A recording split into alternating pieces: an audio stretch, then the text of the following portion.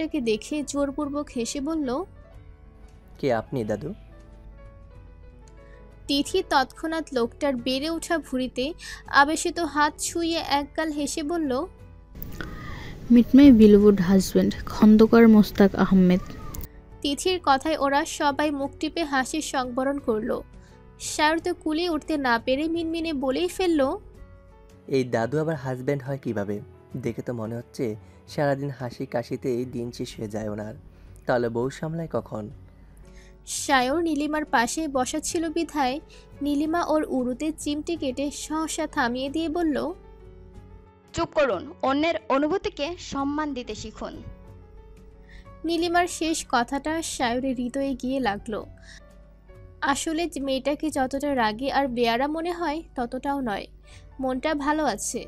ওরও এখনও তিথি আর তার দাদু ওরফে হাজবেন্ডের গদগদ প্রেম দেখে সার্কাস দেখার মতোই হা করে তাকিয়ে আছে। মনে মনে ভাবছে, এই দাদুটাও কি রোম্যান্টিক, অথচ আমার বরকে দেখো সারা দিন মেজাজ আর মেজাজ।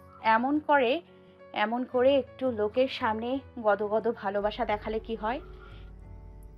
তিথি তার বিলবোধ হাজবেন্ডকে দেখে চোখ সরিয়ে ওরকে উদ্দেশ্য করে বলল, এখনো সময় আছে, এরকম একজন দেখে বিয়ে করে নে। পুরো লাইফ আমার আরামসে পায়ের উপর পা তুলে কেটে যাবে। তিথির কথা মাঝপথে আটকে গেল যখন চমৎকার এক পুরুষালী কণ্ঠে পেছন থেকে খুব অধিকার নিয়ে ওরকে ডেকে উঠল কেউ। মিসেস অরোরা জায়ান।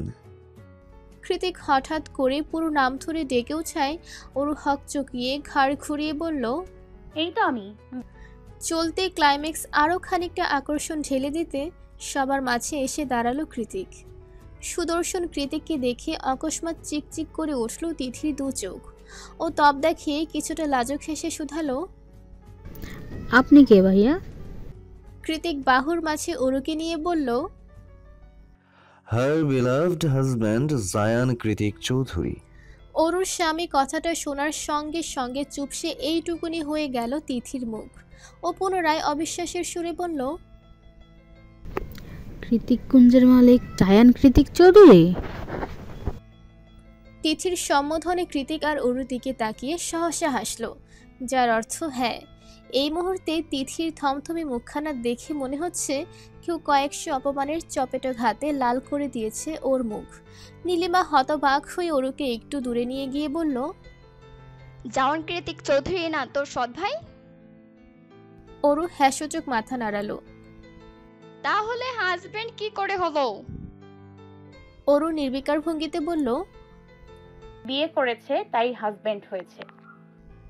নীলিমা হাঁসফাঁস করতে করতে বলল, আমি না কিছুই মিলাতে পারছি না অরু। তুই তো সেদিনও নিখিল ভাইয়ের জন্য কান্নাকাটি করছিলি, তাকে ছাড়া নাকি তুই আর কাউকে জীবনে ভাবতে পারিস না, তাহলে হঠাৎ? অরু ঠোঁট উল্টে ভ্রু কুঁচকে বলল, কেবল আমি নিখিল ভাইয়ের জন্য কেঁদেছি, আমি তো ওনার জন্য কাঁদছিলাম। অরু চোখ দিয়ে ইশারা করে দেখালো কৃতিককে। নীলিমা হতবিহ্বল কণ্ঠে বলল, কি তুই ওনার জন্য কাঁদছিলি? অরু ঠোঁট ফুলিয়ে হ্যাসূচক মাথা নাড়ালো। নীলিমা পুনরায় বলে, উনি কেন তোকে হঠাৎ বিয়ে করতে গেল, আর তুই বা কি করে? না মানে আসলে কি বলতো, সবকিছুই আমার মাথার উপর দিয়ে যাচ্ছে। আচ্ছা অরু, উনি কি আসলেই তোকে নিজের ইচ্ছায় বিয়ে করেছে? মানে উনি কি তোর সত্যিকারের আপন স্বামী? অরু নাসূচক মাথা নাড়িয়ে কৃতিকের দিকে অভিমানী চোখে তাকিয়ে বলল, নিজ ইচ্ছেতে নয় বরং জোর করে বিয়ে করেছে, নির্দয় পাষাণ লোক একটা। অরুর কথা শুনে নীলিমা হা হয়ে গেল। হতবিহ্বল কণ্ঠে শুধালো, কি বলিস? ওনার মতো মানুষ তোর মতো পুচকি মেয়েকে জোর করে বিয়ে করে নিল? আমি সত্যি এখনো কনফিউজড অরু, কি এমন আছে তোর মাঝে? অরু ফোঁস করে একটা নিঃশ্বাস ছেড়ে বলল, জানি না, ওনাকে গিয়ে জিজ্ঞেস কর। আচ্ছা তুই ওনাকে ভালোবাসিস? নীলিমার কথায় অরু তাকায় কৃতিকের দিকে, যে এই মুহূর্তে সায়র আর অর্ণবের সাথে কফিতে মন দিয়েছে। অরু এইভাবে তাকিয়ে আছে দেখে হুট করে চোখাচোখি হয়ে গেল দুজনার। অরু তৎক্ষণাৎ চোখ নামিয়ে মুচকি হেসে হ্যাসূচক মাথা নাড়ালো। নীলিমা কৌতূহলবশত শুধালো, আর উনি? অরু জবাব দেয়, উনি কখনো মুখে ভালোবাসি বলেন না, তবে ওনার মহাসমুদ্রের মতো গভীর ভালোবাসা স্পষ্ট উপলব্ধি করি আমি। যে ভালোবাসার অতলে যাওয়ার সাধ্যি আমার নেই, আছে শুধু এক সমুদ্র ভালোবাসায় নিরন্তর সাঁতার কেটে বেড়ানোর অদম্য ইচ্ছে। আমি বুঝতে পারি উনি আমার জন্য ঠিক কতটা উন্মাদ। ওনার পাগলের মতো ভালোবাসা, এতগুলো বছরের অপেক্ষা, সবার আড়ালে দিনের পর দিন আমাকে ছায়ার মতো আঁকলে রাখা, আমার কষ্টে নিজেকে ভেঙে চুরে ফেলার মতো যন্ত্রণাদায়ক কাজগুলো আমাকে ওনার প্রেমে পড়তে বাধ্য করেছে নীলিমা। আর যখন সত্যি সত্যি প্রেমে পড়ে গেলাম, তখন আমিও বুঝলাম সত্যিকারের প্রেম পড়লে ঠিক কতটা পড়তে হয়, কতটা যন্ত্রণা সহ্য করতে হয়। আমি সবটা সহ্য করেছি, ওই জন্যই হয়তো এখন এই মুহূর্তে উনি আমার কাছে রয়েছেন। এখনের এই জায়ান্ট কৃতিক আর একান্ত গোপনীয় আমার জায়ান্ট কৃতিকের মাঝে রাত দিন ফারাক। ওনার না বলা গোপন ভালোবাসায় এতটাই আবিষ্ট আমি যে আর কারোর হাজারবার উচ্চারিত ভালোবাসায়ও এখন আর পোষাবে না আমার নীলিমা, সত্যিই পোষাবে না। এক নাগারে কথাগুলো শেষ করে আবারও কৃতিকের পানে দৃষ্টি নিক্ষেপণ করে অরু, যে এই মুহূর্তে গভীর মনোযোগে ফোন স্ক্রল করছে। আবার মাঝে মাঝে অরুর দিকে তাকিয়ে দক্ষ অভিভাবকের মতো পর্যবেক্ষণ করছে অরুর গতিবিধি। আরে কোথায় নিয়ে যাচ্ছেন? সবাই তো অন্যদিকে যাচ্ছে। শপিং শেষ করে বাড়ি যাওয়ার পথে মাঝ রাস্তায় হঠাৎ বাইকের টার্ন অন্যদিকে ঘোরানোর সঙ্গে সঙ্গে এক প্রকার চেঁচিয়ে উঠল অরু। ওর কথার পাছে কৃতিক গম্ভীর গলায় বলল, সো হোয়াট? তো হোয়াট? এত রাত হয়ে গিয়েছে, বাড়ি যাব না? আমি তো এখানেই, তাহলে বাড়ি যাওয়ার এত তাড়া কিসের তোর? কে আছে বাড়িতে? অরু মুখ কালো করে বলল, সবাই আমাদের রেখে চলে যাচ্ছে, তাই আর কি। কৃতিক অরুকে থামিয়ে দিয়ে স্পিডোমিটারের গতিবেগ বাড়িয়ে দিয়ে বলল, সবার কথা বাদ, ফোকাস অন মি। আমি যদি না ফেরার দেশে নিয়ে যাই, তবে তুই সেখানেই যাবি, even without any fucking question. এখন ধরে বস। অরু বলল। ধরলাম তো। কৃতিক তির্যক কণ্ঠে বলল, আরো শক্ত করে ধর, আবার হচ্ছে না, তোকে ফিল করতে পারছি না।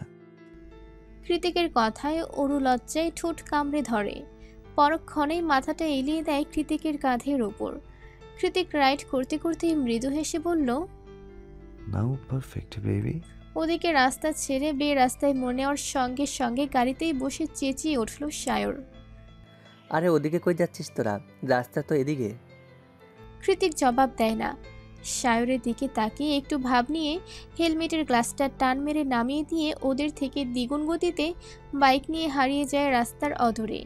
অরু যখন বাইক থেকে নামলো তখন দেখতে পেল এটা এয়ারপোর্ট গেট। কৃতিক অরুর হাত ধরে নিয়ে গিয়ে ওকে একটা সেফ জায়গায় দাঁড় করিয়ে দিয়ে বলল, বেবি ওয়েট কর, আমি আসছি। অরু তৎক্ষণাৎ দু হাতে কৃতিকের বলিষ্ঠ হাতটা টেনে ধরে কাঁদো কাঁদো কণ্ঠে বলল, এয়ারপোর্টের মধ্যে কোথায় যাচ্ছেন আপনি? আমায় রেখে কোথায় চলে যাবেন সত্যি করে বলুন। কৃতিক মৃদু হেসে অরুর দিকে সামান্য ঝুঁকে হাসকি টনে বলল, তোকে ছেড়ে কোথায় যাব আমি? এই যে যাচ্ছেন। কৃতিক অরুকে আশ্বস্ত করে বলল, 2 মিনিটে ফিরে আসছি, ওকে? অরু হ্যাঁ সূচক মাথা নাড়লে ওর হাতে হেলমেটটা ধরিয়ে দিয়ে ভেতরে চলে যায় কৃতিক।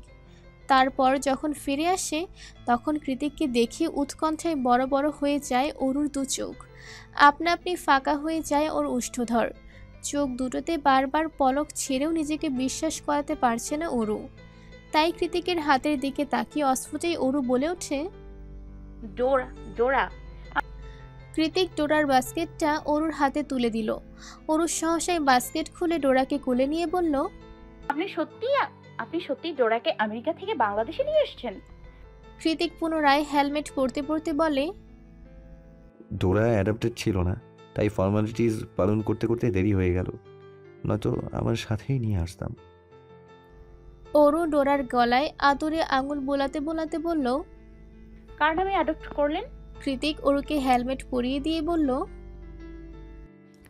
দুজনার মহামান্য পিতা মিস্টার জায়ান কৃতিক চৌধুরী আর মহোদয়া মাতা মিসেস অরোরা জায়ান। কৃতিকের কথায় ফিক করে হেসে দিয়ে ডোরাকে নিয়েই বাইকে উঠে বসলো অরু। কিছু দূর গিয়ে একটা ফাঁকা রাস্তায় ব্রেক কষল কৃতিক। ঘড়ির কাঁটা তখন 12টার ঘর ছুঁই ছুঁই। চারিদিক নিস্তব্ধ আর শুনশান।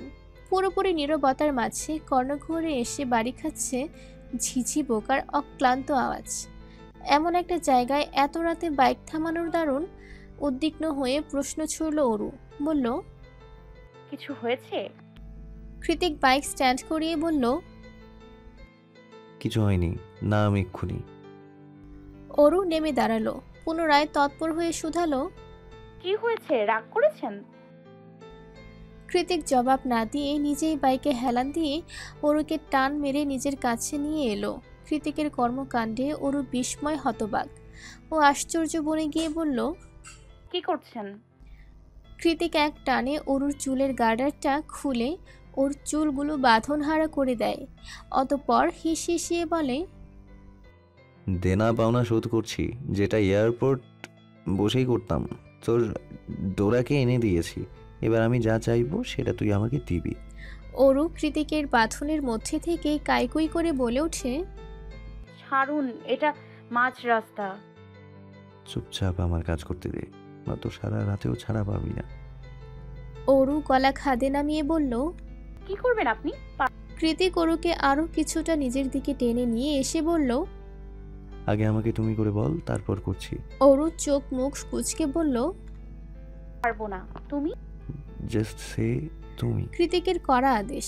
তার উপর মাঝ রাস্তায় এভাবে আষ্টে পৃষ্ঠে জড়িয়ে ধরে দাঁড়িয়ে আছে। অগত্যায় উপায়ন্তর না পেয়ে অরু বলে উঠছে।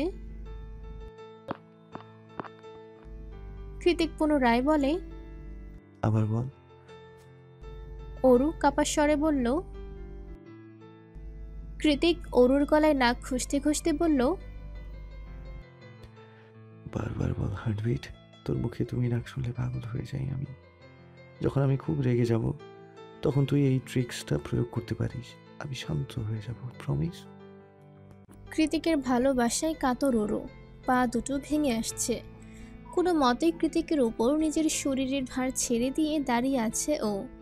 কিন্তু কৃতিকের বোধ হয় সেটাও সহ্য হলো না।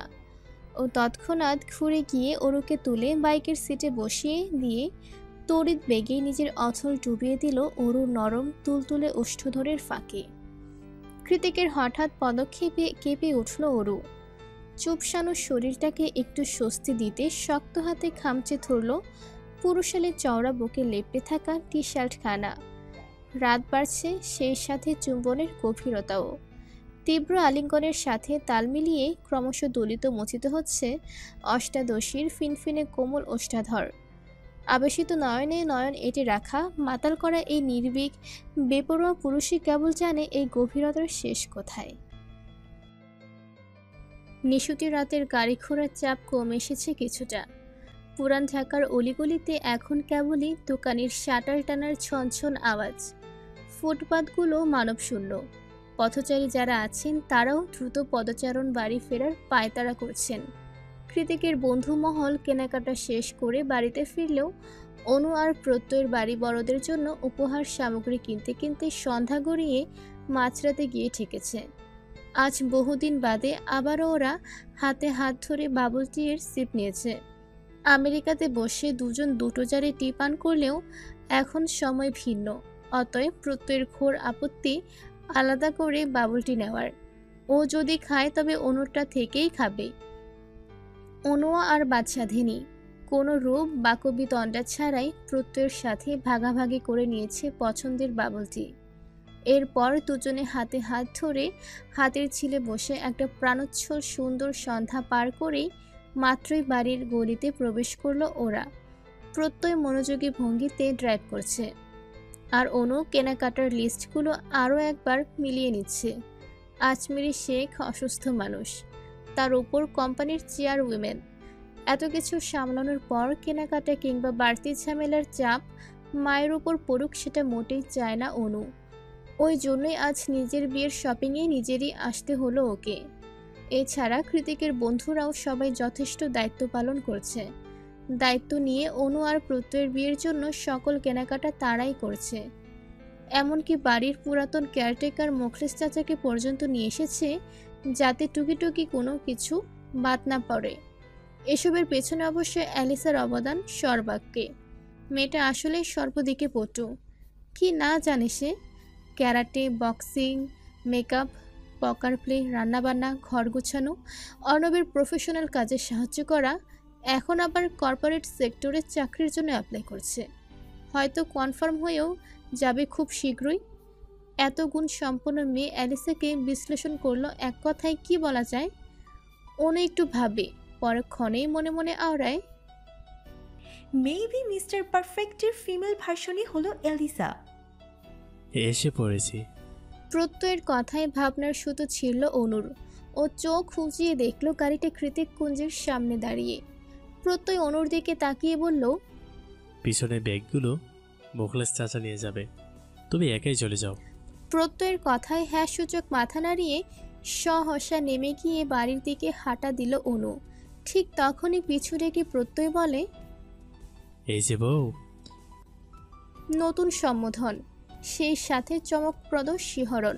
অনু থমকালো, অতঃপর ঘাড় ঘুরিয়ে প্রত্যয়কে শুধালো, কিছু বলবেন? প্রত্যয় হ্যাঁ সূচক মাথা নাড়িয়ে একটা 2x2 সাইজের চৌকা বক্স অনুর দিকে এগিয়ে দিল। জিনিসটা কি বুঝতে না পেরে অনু ইতস্তত বোধ করে বলল, কি আছে এতে? প্রত্যয় অনুর হাতে বক্সটা ধরিয়ে দিয়ে বলল, তোমার স্বপ্ন, তবে এইটা এখন খোলা যাবে না, আমাদের বিয়ে পরে খুলবো। এখন এটাকে নিয়ে সুন্দর করে আলমারিতে তুলে রাখবে, সাবধান ভুলেও যাতে হারিয়ে না যায়। প্রত্যয় এমনভাবে সতর্কবাণী প্রয়োগ করেছে যে নিজের কৌতূহল দমাতে হিমশিম খেতে হচ্ছে অনুর। দুষ্টু মনটা বারবার লাফিয়ে উঠে বলছে, এক্ষুনি খুলে ফেল, দেখিনি এইটুকুনি বক্সের ভিতর কি এমন স্বপ্ন জমা রেখেছে প্রত্যয়। পরক্ষণে ভদ্র সভ্য সংযমী মনটা হাত গুটিয়ে বলে ওঠে, মোটেই না, উনি যেহেতু বলেছেন বিয়ের পরে খুলতে, তাহলে সেটাই হবে। এই কদিনের জন্য সানন্দে ধৈর্য ধরবো আমি। অনু বক্সের উপরিভাগে হাত দিয়ে স্পর্শ করতে করতেই অন্দরমহলে প্রবেশ করে। পুরোপুরি মনোযোগ ওই ছোট্ট বক্সের দিকে নিবদ্ধ থাকায় সামনে এগোতে গিয়ে হুট করেই কারো শক্ত বাহুতে ধাক্কা খেয়ে 2 কদম পিছিয়ে গেল অনু। ধাক্কার জোরটা বেশ ভালোই ছিল। এমতাবস্থায় প্রচণ্ড ব্যথায় চোখ খিচিয়ে সামনে দৃষ্টিপাত করল অনু। দেখল ওর থেকে কয়েক সেন্টিমিটার দূরত্বে দাঁড়িয়ে আগে ফুঁসছে রেজা। রেজা কি তাহলে হসপিটাল থেকে বাড়িতে না গিয়ে সোজা কৃতিক কুঞ্জে ফিরল? কিন্তু কেন? এ বাড়ির ছোট সাহেবের হাতে মার খেয়ে আবার এই বাড়িতেই ফিরছে, বিষয়টা বোধগম্য হতেই বিস্ময় জড়িত কণ্ঠে অনু বলে ওঠে, রেজা ভাই, আপনি? রেজা কাঠ কাঠ গলায় জবাব দিল তৎক্ষণাৎ, তোমার সৎ ভাই আমাদের তোমার বিয়ে খেতে আমন্ত্রণ জানিয়েছে অনু। যে অনুকে সেই ছোট্টবেলা থেকে বিয়ে করার স্বপ্ন দেখে এসেছি, সেই অনুর বিয়ে খেতে ভাবতে পারছো? অনুর মুখ চুপসে গেল। কিছুটা শান্ত গলায় বলল, দেখুন রেজা ভাই, আপনাকে ভাই ব্যতীত অন্য কোনো নজরে কখনোই দেখিনি না। আপনার সাথে আমার কোনো কালে সহজ কথোপকথন হয়েছে, তাহলে স্বপ্নটা দেখলেন কোথা থেকে? আর বাকি রইল বিয়ের কথা, ওটা আপনার মাই সারা জীবন আপনার মস্তিষ্কে ব্যাকটেরিয়ার মতো প্রয়োগ করেছে, যার ফলস্বরূপ আপনি আমাকে নিয়ে দিবা স্বপ্ন দেখে এসেছেন। অনুর শান্ত গলায় কড়া তিরস্কারে রেজার কপালে ক্রূর ভাঁজ প্রতিস্থাপিত হলো। ও রুষ্ট কণ্ঠে বলল, জায়ান কৃতিকের আস্কারায় এত কিছু বলছো তো? আজকে দেখো জায়ান কৃতিকের কি হাল হয়, সাথে অবশ্য তোমার বোনটাও ফাঁসবে। কাল সকালের মধ্যে জায়ান কৃতিকের মান সম্মান যদি আমি ধুলোয় মিশিয়ে না দিয়েছি, তবে আমার নামরে জানোই। রেজার কথায় অনু আতঙ্কিত হলো না, উল্টে গলার জোর বাড়িয়ে বলল, প্রথমত আমার মা এই বিয়েতে মত না দিলে অন্য কারো আশকারায় আমার কিছু যায় আসতো না রেজা ভাই। আপনার ফুপি সরাসরি বিয়েটা দিচ্ছেন, তাই আশকারা তো একটু পাবই বলুন। আর জায়ান কৃতিককে সম্মানের কথা বলছেন, সে তো সমাজেরই পরোয়া করে না, সম্মান তো দূর চাই। উল্টে তার পিছনে কলকাঠি নেড়ে আপনি কতটা সেফ থাকবেন সেটা নিয়ে আপনি আপাতত দুশ্চিন্তাগ্রস্ত। রেজা অনুর দিকে 2 কদম এগিয়ে এসে একটা তাচ্ছিলের হাসি দিয়ে বলল, আমার হাত ঠিক কতটা লম্বা তা তুমি কল্পনাও করতে পারবে না অনু। তোমাকে আমি দেখে নেব। কাল প্রেসের লোকেরা এসে যখন বাড়ি ভর্তি করে ফেলবে, একই প্রশ্নে মাথা খারাপ করে দেবে যে